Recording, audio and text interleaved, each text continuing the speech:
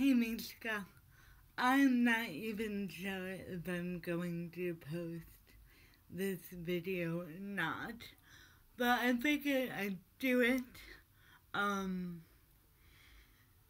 if I post it, probably no one's really looking at these videos anyway on YouTube.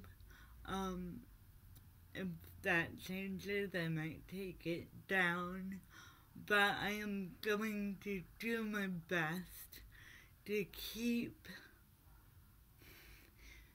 people unidentified. And I'm gonna do my best to respect them. That's something that I try to do in YouTube videos. It doesn't always work out the way it should, but that's my goal, particularly since I do love these people a great deal, but I couldn't stay in the situation they wanted me to stay in. I try to assume that people will bring their best to the game, and I'll definitely do a video on this at some point. I try to assume that people will be their best possible selves. And when that doesn't happen, I get really hurt and really, really disappointed.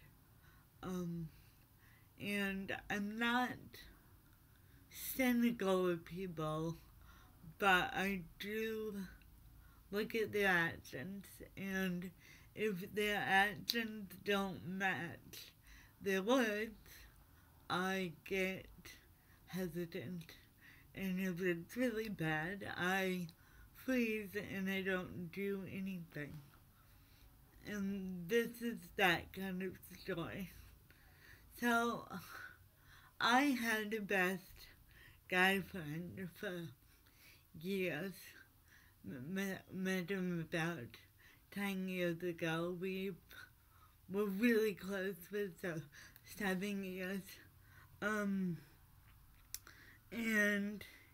he had a girlfriend that, for their own reasons, they broke up. And in the middle of that breakup, when they were not together anymore, she came to me and expressed some concerns about my friendship with her ex.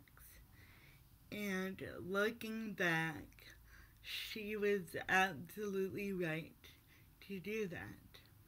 We flirted a lot. I think we both wanted things both ways. I think we made jokes at her expense sometimes. I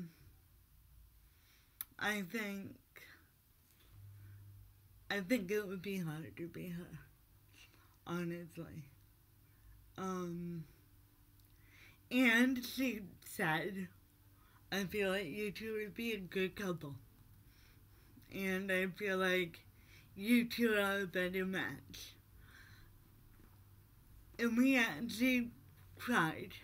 She sat at my kitchen table and cried. And I knew in that moment what was going on had the potential to be problematic, because it was affecting someone else. It wasn't just flirting, it was making someone else feel unsafe and vulnerable and insecure when they were still in a relationship. And I also knew that he and I have some issues to address.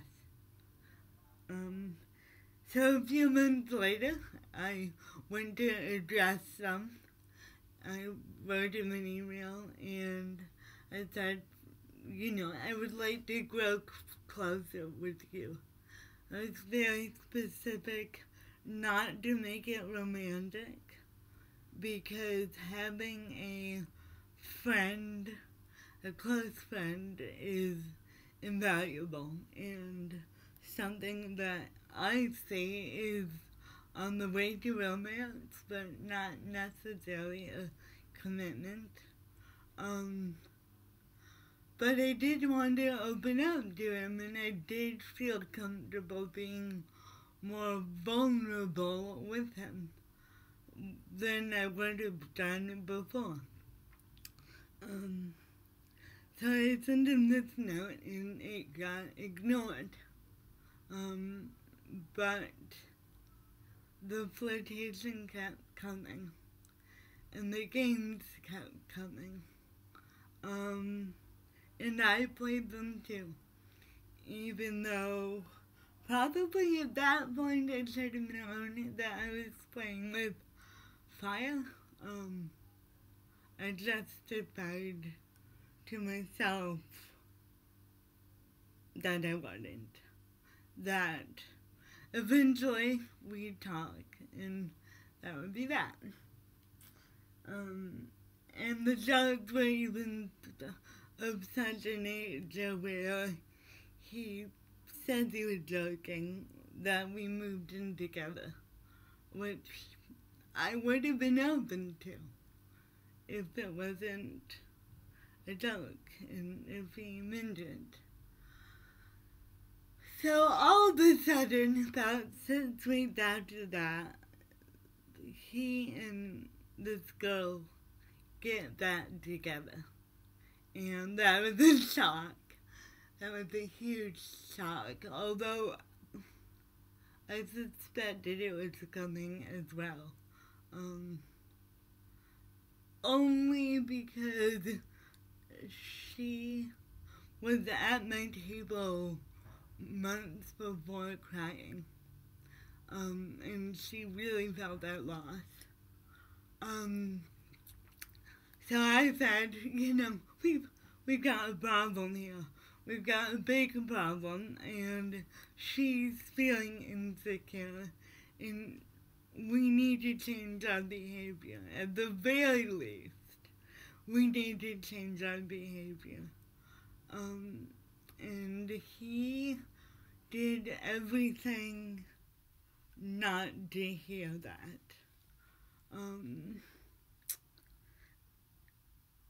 At one point I told him that I had this conversation with his girlfriend, and he came back to me a few weeks later and said, well, she was just babbling. She didn't mean what she said. She was just babbling. You know how some girls babble and they don't mean what they say. And I don't know if he actually asked her, and she said she didn't mean it, or if he just came up with some girls that just babble and didn't bother to ask her. Either way, I knew this girl had a history of hiding her emotions, and I knew that even if she didn't feel okay, she wouldn't say so. When she visited me that night, when she left, I said, are you alright? You look really upset. And she said, no, I'm fine. And I said, it looks to me like you're faking being happy. Are you sure you're alright? Yeah, I'm fine.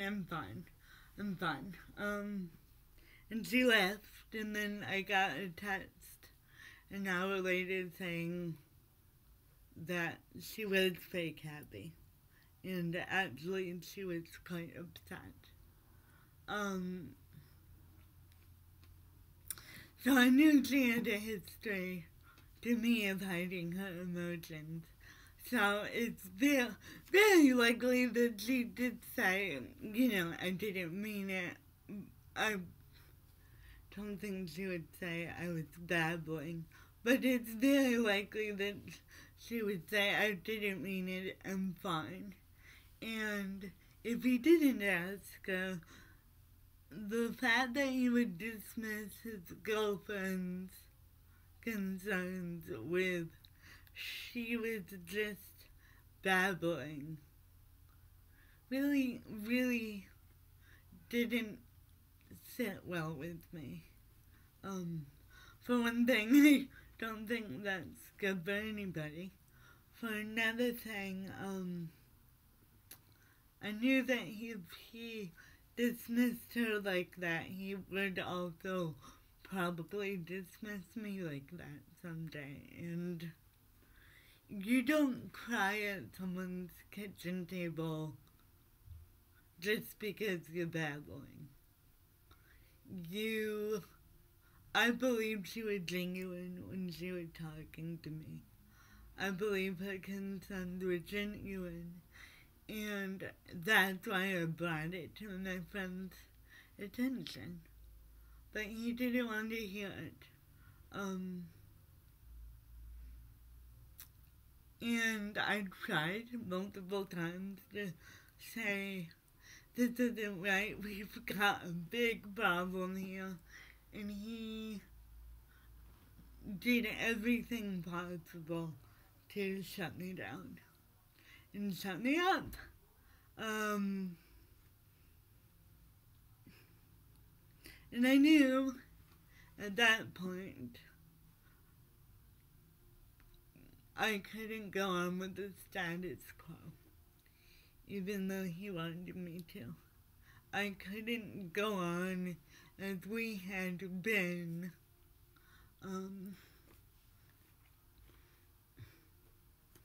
With things being exactly the same. And I saw a lot of red flags between them, between us, between the triumvirate already, that I just went, this can't lead to anything good. And I wasn't comfortable staying in it. I'm still not comfortable trying to resume a friendship if she's around. It's not that I want him to pick her over me. It's not that I think she's a bad person. I think we, in that situation, enable each other in really unhealthy ways. And a lot of people say, well, she lied. She lied to him, and she wasn't honest with her feelings, and I'm not willing to call her a liar. I'm not. I think very often young women say they're feeling okay when they're not, just to avoid rocking the boat. And Mishka, if there's one thing I want you to take away from this, it's don't say you're okay with something when you're not. You have to be honest. If for no other reason than other people are depending on your honesty, and it's a whole lot cleaner if you are honest.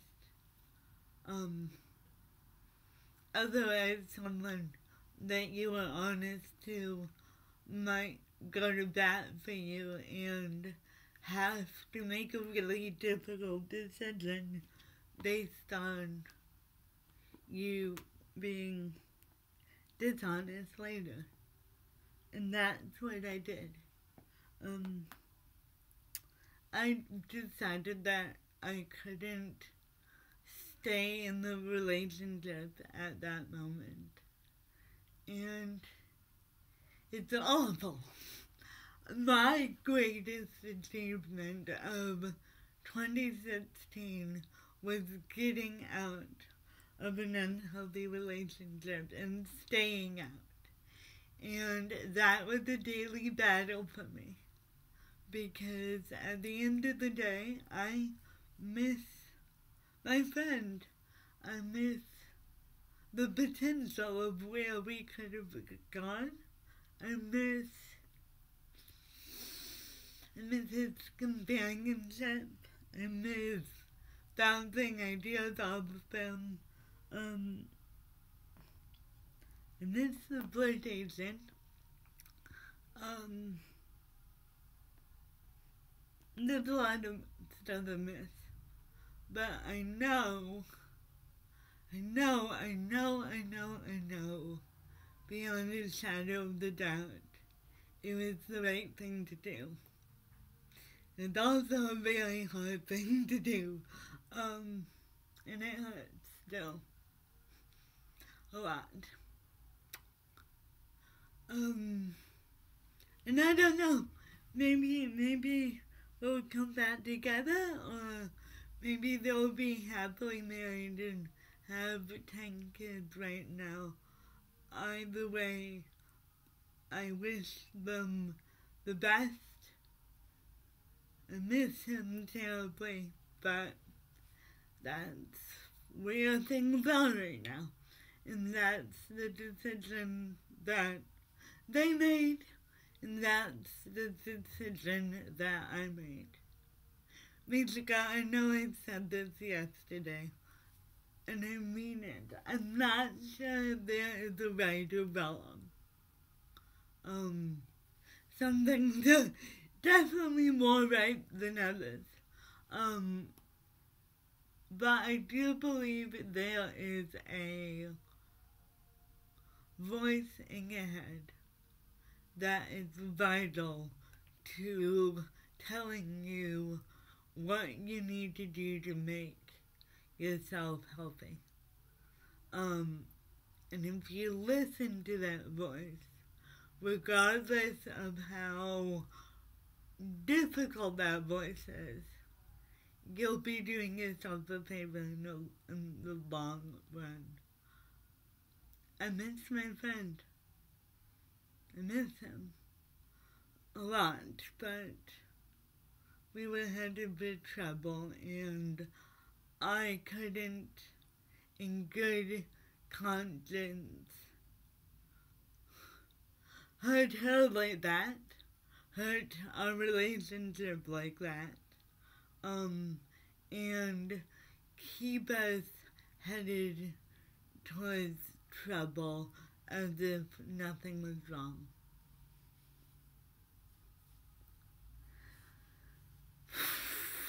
Yeah, that's all I've got for you today, Mishka.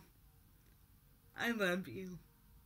I am so proud of you, even if you are just, I don't even know. I'm proud of your existence. I